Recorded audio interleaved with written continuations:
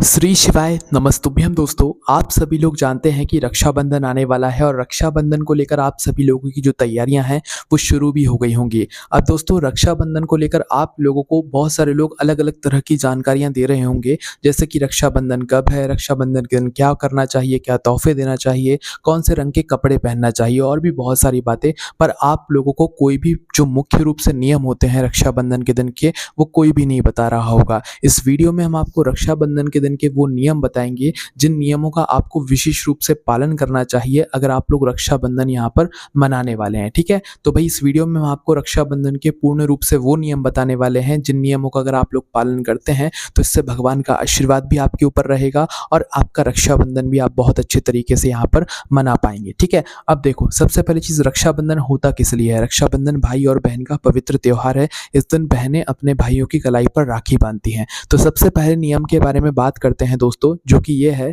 कि रक्षाबंधन के दिन बहनों को अपने भाइयों को की कलाई पर राखी हमेशा शुभ मुहूर्त में ही बांधनी चाहिए। ऐसे ही मतलब नॉर्मल कोई भी समय में राखी नहीं बांध देनी चाहिए। हाँ, वैसे तो रक्षाबंधन के दिन पूरे दिन राखी बांधी जाती है, पर अगर आप लोगों के भाई बहन आपके पास पास हैं, आप कहीं दूर नहीं रहते हैं और आप सक्षम हैं सही शुभ मुहूर्त में राखी बांधने के लिए, तो आप लोगों को शुभ मुहूर्त में ही राखी बांधनी चाहिए। और आप सभी लोग जानते हैं कि रक्षाबंधन हमेशा सावन महीने की जो पूर्णिमा तिथि होती है उस दिन पड़ता है। तो पूर्णिमा तिथि समाप्त होने से पहले पहले आप लोगों को रक्षाबंधन मना लेना चाहिए, मतलब राखी अपने भाइयों की कलाई पर बांध देनी चाहिए। ठीक है, तो ये बात आप लोग थोड़ा सा ध्यान रखिएगा, इसलिए हमने आपको ये बात यहाँ पर बता दी है। इसके बाद में दोस्तों रक्षाबंधन के दिन एक जो नाम है वो बहुत ज़्यादा अभी प्रसिद्ध है लोगों के बीच में, जो कि है भद्राकाल, है ना।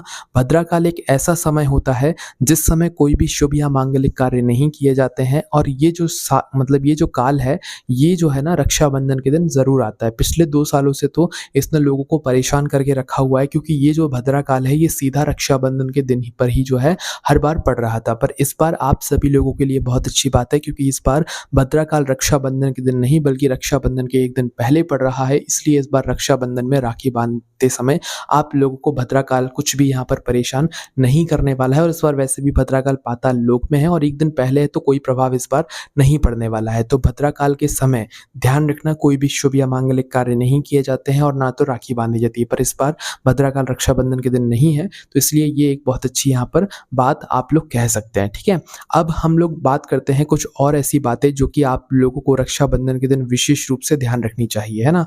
जैसा कि हमने आपको पहले ही बता दिया है कि राखी हमेशा शुभ मुहूर्त में ही आपको बांधनी चाहिए। दूसरी चीज़ है कि राखी आपको पूर्णिमा तिथि रहते रहते बांध देनी चाहिए। इसके बाद में जब आप अपने भाइयों को राखी बांधते हैं तो हमेशा ध्यान रखना कि आपके भाइयों का सर ढका हुआ हो, और सर ढकने के लिए जो आप रुमाल लेकर आएंगे वो आपको खुद ही लेकर आना है और आपको खुद ही यहाँ पर उड़ाना है। हर जगह के अलग अलग नियम होते हैं, पर जो विशेष नियम है वो यहाँ पर हम आप लोगों को बता रहे हैं ना। तो भाई राखी बांधते समय भाइयों का सर जो है वो हमेशा ढका हुआ होना चाहिए, है ना। इसके बाद में दोस्तों राखी बांधने से पहले बहनों को हमेशा भाइयों के माथे पर कुमकुम का जो है तिलक करना चाहिए, अक्षत लगाना चाहिए। चंदन का भी आप लोग चाहें तो तिलक कर सकते हैं, ये आपकी मर्जी है। ठीक है, इसके बाद में दोस्तों राखी बांधने के बाद बहन को भाई को मिठाई खिलानी चाहिए। यहाँ पर आप लोग थोड़ी मतलब आगे पीछे कर देते हैं कि मिठाई पहले खिला देते हैं, पर नहीं, पहले आप लोग राखी बांधेंगे और राखी हमेशा सीधे हाथ के हथेली में ही बांधी जाती है। ठीक है, तो राखी बांधने के बाद आप अपने भाइयों को मिठाई खिलाएंगे, पहले नहीं खिलाएंगे। इस बात का थोड़ा सा आप लोग विशेष रूप से ध्यान रखिएगा। और जब भी भाई राखी बंधवाएं तो हमेशा ध्यान रखें कि राखी कभी खाली हाथ नहीं बंधवाई जाती है।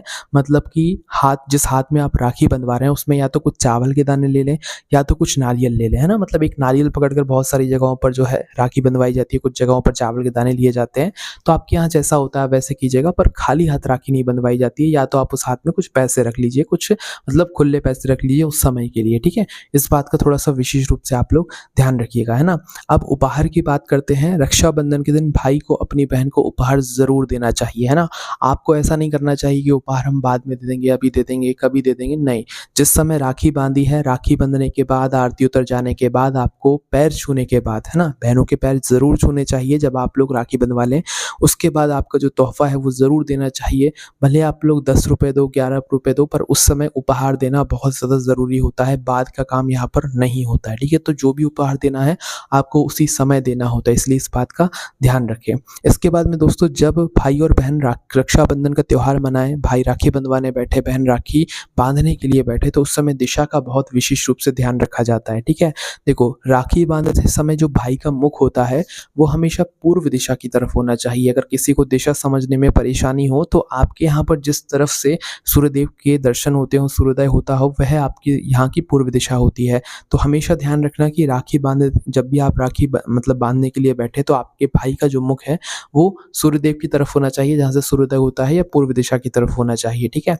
और उसी के मतलब विपरीत में बहन का जो मुख है वो होना चाहिए, मतलब पश्चिम दिशा में बहन का मुख होना चाहिए, भाई का मुख पूर्वी दिशा में होना चाहिए और बहन जब राखी बांधे तो उसका मुख पश्चिम दिशा में होना चाहिए। आमने-सामने जो है इस तरीके से ये दोनों दिशाएँ होती हैं, ठीक है? तो दिशाओं का थोड़ा-सा ध्यान रखिएगा, किसी भी दिशा में बैठकर आप लोग राखी मत बंधवाइएगा, है ना? ये थोड़े-से नियम हैं, इनका आप लोग थोड़ा-सा ध्यान रखिएगा, है ना? बाकी और चीज़ें तो आप लोग को जानने को मिल ही रही होंगी, पर ये बात भी आप लोग ध्यान रखिएगा।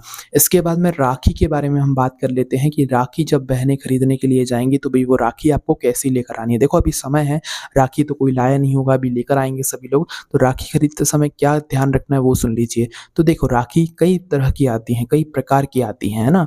और हमेशा ध्यान रखना कि राखी कभी भी काले रंग की मत लेकर आना। आजकल क्या है कि वैरायटी में, फैशन में अलग-अलग तरह की राखियाँ यहाँ पर आने लग गई हैं। सोने की, चांदी की राखियाँ, अलग-अलग मेटल्स की राखियाँ, बहुत तरह की राखियाँ जो है आप लोगों को देखने के लिए मिल जाती हैं। पर हम आपको बता दें कि राखी में ना तो काला रंग इस्तेमाल होता है, राखी ना तो सोने की होती है, ना चांदी की होती है, वो लोगों ने बना दी है तो वो होती है, पर राखी में मुख्य रूप से एक लाल धागा होना चाहिए, ठीक है? क्या होना चाहिए?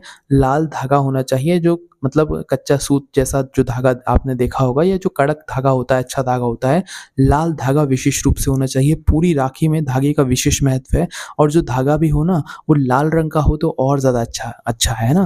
बाकी ऊपर से कुछ डिज़ाइन वगैरह लगी हो, ओम लिखा हो, कुछ भी हो, उससे कोई दिक्कत परेशानी नहीं है, पर राखी में आपका धागा ज़रूर होना चाहिए, वो भी विशेष रूप से लाल रंग का। बहुत सारे कलर के आप लोगों को यहाँ पर धागे राखियों के रूप में मिल जाएँगे, पर आपको कोशिश करना है कि लाल रंग की ही राखी आप लोगों को यहाँ पर पसंद करनी है। सोने चांदी वगैरह की राखी आपको रक्षाबंधन के दिन नहीं बांधनी है। रक्षाबंधन के दिन राखी जो बांधी जाती है, उस दिन जो है धागे का विशेष महत्व होता है, तो इसलिए लाल रंग की जो राखी होगी, लाल रंग की जो धागे की राखी होगी, वो आप लोग पसंद करके लाइएगा और उसी को रक्षाबंधन के दिन अपने भाइयों की कलाई पर बांधिएगा, ठीक है?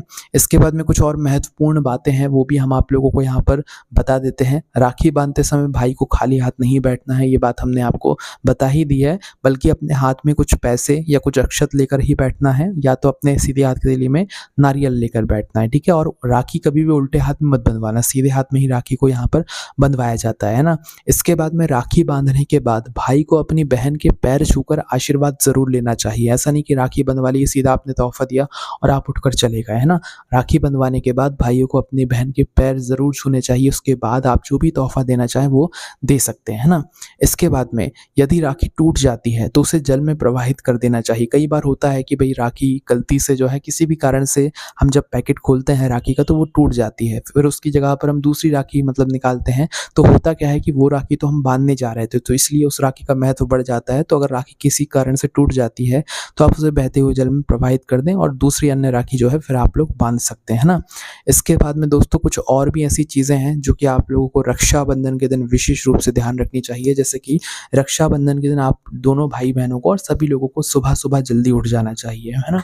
इसके बाद में हो सके तो सूर्यदेव को अर्घ्य देना चाहिए, और सबसे पहली जो राखी आप लोग इस दिन बांधेंगे वो अपने भाई को नहीं बल्कि लड्डू को बांधेंगे। अपने घर में जो भगवान विराजित हैं उनको बांधेंगे, मतलब उनको जो छोटी राखी एक आती है भगवानों वाली, जो कि बहुत प्यारी लगती है देखने में, वह वाली जो राखी है वह आप अपने भगवानों को सबसे पहली राखी समर्पित करेंगे। मतलब जो आपकी थाली सबसे पहले तैयार होगी ना, वो भगवानों के लिए ही होगी। पहली राखी भगवान को समर्पित करके, भगवानों की आरती उतार कर, भगवानों को मुँह मीठा कराकर, उसके बाद फिर आप लोग जो है अपने भाई को राखी बांधने के लिए यहाँ पर जाएँगे। इस बात का थोड़ा-सा आप लोग विशेष रूप से ध्यान दीजिएगा, है ना? इसके बाद में आप लोगों को रक्षाबंधन के दिन शुद्ध और सात्विक भोजन करना है। लहसुन प्याज वाला अगर हो सके तो भी कोशिश करना कि आप लोग इस दिन ना खाएं, शुद्ध और सात्विक भोजन ही यहाँ पर करें, है ना? और रक्षाबंधन के समय पर आपके घर में पकवान ज़रूर बनने चाहिए। रक्षाबंधन के दिन तवा वगैरह नहीं रखा जाता है।